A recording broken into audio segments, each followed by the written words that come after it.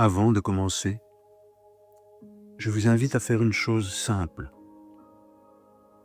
Prenez une inspiration profonde, puis relâchez. Laissez de côté pour quelques instants ce que vous croyez savoir. Ici, il ne s'agit pas d'avoir raison, il s'agit d'écouter. Bienvenue sur la voie du milieu.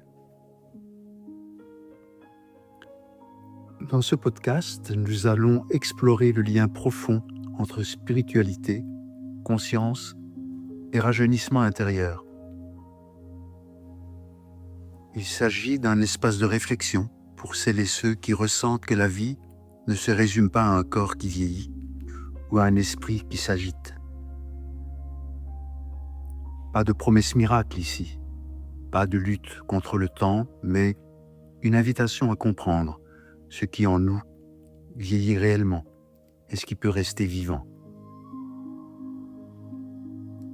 Pour ce premier épisode, j'aimerais poser une question simple, mais fondamentale. Vieillissons-nous vraiment ou sommes-nous en train de nous figer ?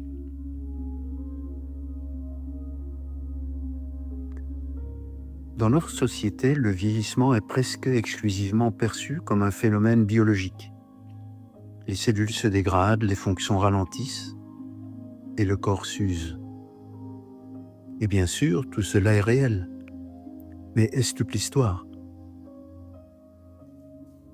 Avez-vous déjà rencontré des personnes âgées, pleines de vitalité, curieuses, lumineuses, presque jeunes intérieurement ? Et à l'inverse, des personnes beaucoup plus jeunes, mais déjà fatiguées, fermées, durcies par la vie. Cela nous oblige à regarder ailleurs.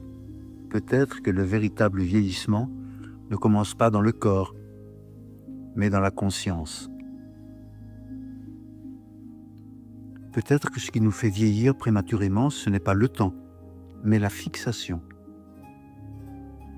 Des croyances figées, des peurs anciennes, des blessures jamais intégrées. Ce n'est pas l'âge qui nous vieillit, c'est ce à quoi nous nous accrochons.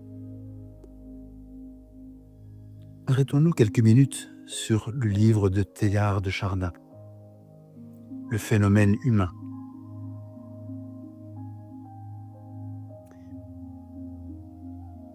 Dans ce livre, Teilhard de Chardin nous invite à voir l'être humain comme un être en évolution de conscience. Nous ne sommes pas simplement des corps biologiques améliorés par la technique. Nous sommes une conscience qui apprend à se reconnaître. Et lorsque cette conscience cesse d'évoluer, l'énergie se bloque. Le corps alors suit. Le rajeunissement véritable n'est pas un retour en arrière, c'est une reconnexion au mouvement de la vie.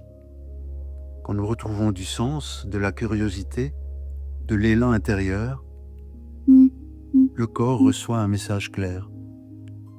La vie circule encore. La conscience de l'être humain est quelque chose de prodigieux. Et il ne faut surtout pas confondre conscience et intelligence. De nos jours, nombreux sont ceux qui s'inquiètent de l'émergence de l'intelligence artificielle. Car l'intelligence artificielle fait partie de cette évolution technologique à laquelle nous sommes maintenant habitués depuis 50 ans. Mais à côté de cette évolution technologique, en parallèle apparaît une évolution prodigieuse des consciences. Et Pierre Teilhard de Chardin l'avait très bien remarqué, bien avant l'heure, à une époque où le monde était encore lent. Il a vu la terre se rétrécir, il a vu les distances s'effacer et il a prophétisé les réseaux invisibles qui nous lient aujourd'hui, instantanément d'un bout à l'autre du globe. Ça, c'est d'évolution technologique. Mais lui voyait également une foule grandissante, de plus en plus interconnectée émotionnellement. Il voyait en chacun de nous un neurone de cette immense intelligence qui s'éveille. car nous construisons, sans le savoir, une conscience collective. Je sais que ça va effrayer, on craint souvent de perdre son âme dans une masse, de devenir un numéro dans une fourmilière mécanique et grise. Mais il s'agit plutôt d'une vision d'espérance, non de servitude. Car la véritable union n'écrase pas les personnes, elle les élève. Pensez à une chorale, chaque voix reste unique, chaque chanteur garde son timbre, mais ensemble, ils créent une harmonie qui les dépasse. Une beauté qu'aucun ne pourrait atteindre seul. Pierre Teilhard de Chardin va appeler cela la noosphère.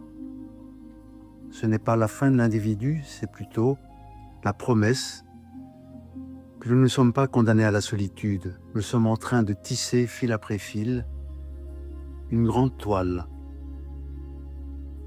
comme le web, mais une toile d'esprit. Et le plus rassurant dans tout cela, c'est qu'en nous nous unissant dans cette conscience collective, nous ne disparaissons pas comme une goutte dans la mer.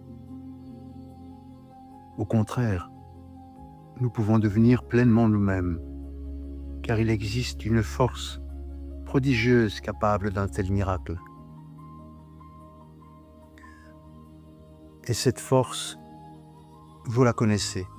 Ce n'est pas la gravité, ce n'est pas l'électromagnétisme, mais c'est l'amour, tout simplement l'amour. Oubliez un instant l'amour sentimental, ce n'est pas de cela que nous parlons. Nous parlons de l'amour universel, la seule énergie qui soit capable d'unir les êtres humains. Mais comprenons que l'amour universel doit d'abord passer par l'amour de soi.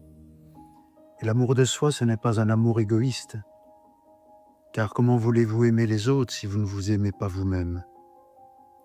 Et c'est cet amour de soi qui rajeunit ou qui maintient jeune. Nous allons maintenant nous attarder sur quelques mots prononcés par Carl Jung. Nul arbre ne peut croître jusqu'au ciel sans que ses racines n'atteignent l'enfer. Dans cette partie, nous allons traiter de l'ombre, de la tentation et de la vitalité. Car cette phrase est essentielle pour comprendre la vitalité. Nous vivons dans une culture qui fuit l'ombre, la souffrance, la tentation, l'échec. Mais l'ombre n'est pas l'ennemi de la vie, elle en est une condition. Il ne peut pas y avoir de croissance spirituelle sans confrontation intérieure. Pas de force sans épreuve. Pas de vitalité profonde sans intégration de ce que nous avons fui. Et une âme qui refuse l'ombre se rigidifie, et ce qui se rigidifie vieillit. La tentation, les crises, les déséquilibres ne sont pas des anomalies. Ce sont des appels à grandir. Ils musclent l'âme. Les échecs font également partie de ce parcours. Ils font partie de cette évolution naturelle. Sans échec, pas de remise en question. Et la remise en question est fondamentale pour l'évolution. L'échec est également une épreuve qui oblige à plonger dans son ombre. Et en plongeant dans cette ombre, on revient à la lumière. Apprendre à accepter ses échecs, c'est aussi, en quelque sorte, se libérer du stress engendré par la peur de l'échec. Et vous savez que le stress non digéré, ainsi que la peur, sont les facteurs déterminants dans le vieillissement accéléré. Il est donc absolument primordial de gérer ce stress, d'apprendre à l'accepter, à l'identifier et à le dissoudre. Et ceci nous ramène à la voie du milieu, ni fuite, ni combat. Confucius nous a enseigné cette sagesse simple, mais exigeante, celle de l'équilibre. La voie du milieu, ce n'est pas la tiédeur, ce n'est pas l'évitement, c'est la justesse. Appliqué au rajeunissement, cela signifie ne pas nier le corps, ne pas idolâtrer le corps, ne pas combattre le temps, mais ne pas s'y résigner non plus. Écouter, ajuster, se réaligner. La fuite et le combat, ce sont les mêmes énergies. L'énergie du stress, encore lui. Ne vous méprenez pas, je ne vous dis pas de ne jamais stresser, c'est impossible. Mais je vous dis par contre qu'il faut s'élever, reconnaître ce stress, le remercier pour ce qu'il est, et l'éliminer gentiment, sans stress.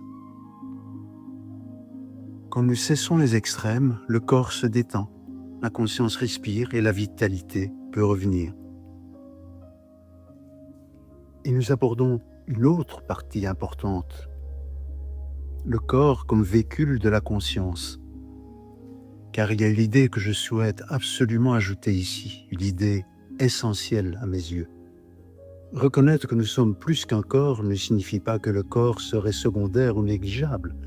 Bien au contraire, le corps est le véhicule qui nous permet de faire l'expérience de cette vie. C'est le moyen par lequel la conscience s'exprime, agit, aime, apprend. Et un véhicule, ça s'entretient. Pas par obsession, pas par peur, mais par respect. Aujourd'hui, nous disposons de connaissances précieuses sur certains marqueurs fondamentaux de la vitalité.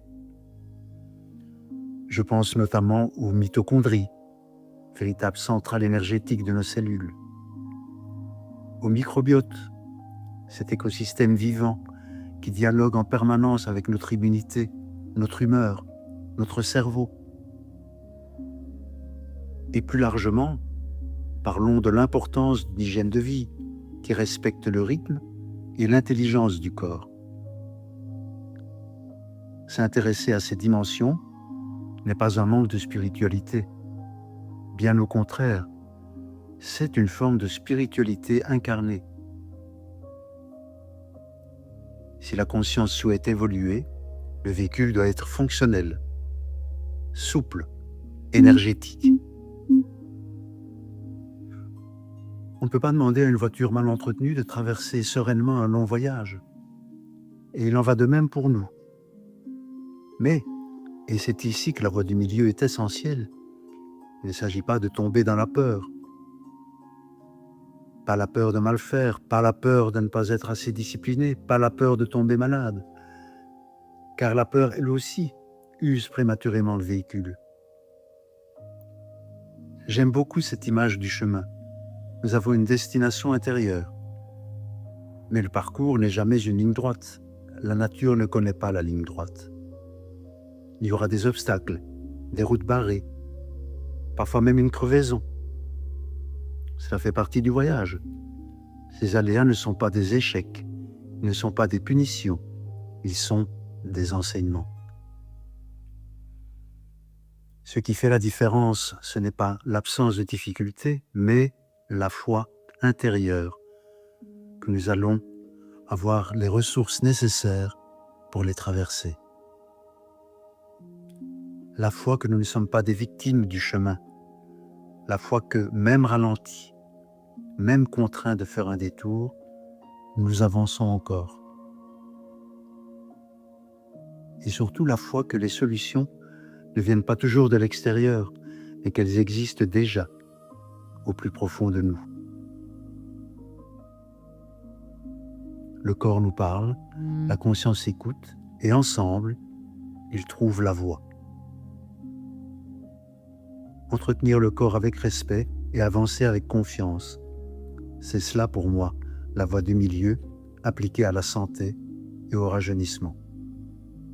Et c'est peut-être cela au fond, rester vivant. Prendre soin du véhicule, sans oublier la direction, et perdre la confiance dans le chemin. Donc en conclusion Revenons à la question de départ. Vieillir ou se figer? Le temps passe pour tout le monde, mais tout le monde ne se fige pas. Ce qui rajeunit réellement, ce n'est pas de paraître plus jeune, mais de rester vivant intérieurement, d'oser remettre en question, d'oser écouter les messages du corps, d'oser traverser l'ombre plutôt que de la fuir. La voie du milieu, ce sera donc soigner le corps, soigner l'esprit. Dans les prochains épisodes, nous allons explorer plus en profondeur le langage du corps, la maladie comme message et les chemins concrets pour retrouver vitalité et alignement. Si ce premier épisode a résonné en vous, je vous invite à vous abonner et nous marcherons ainsi ensemble sur la voie du milieu.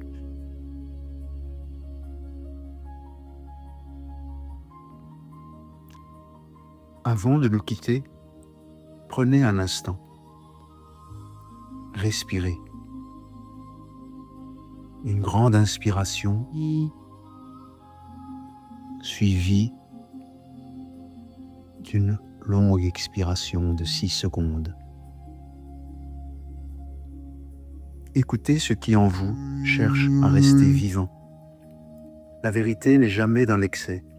Elle se révèle dans la justesse, l'équilibre et l'écoute du cœur. À très bientôt sur la voie du milieu.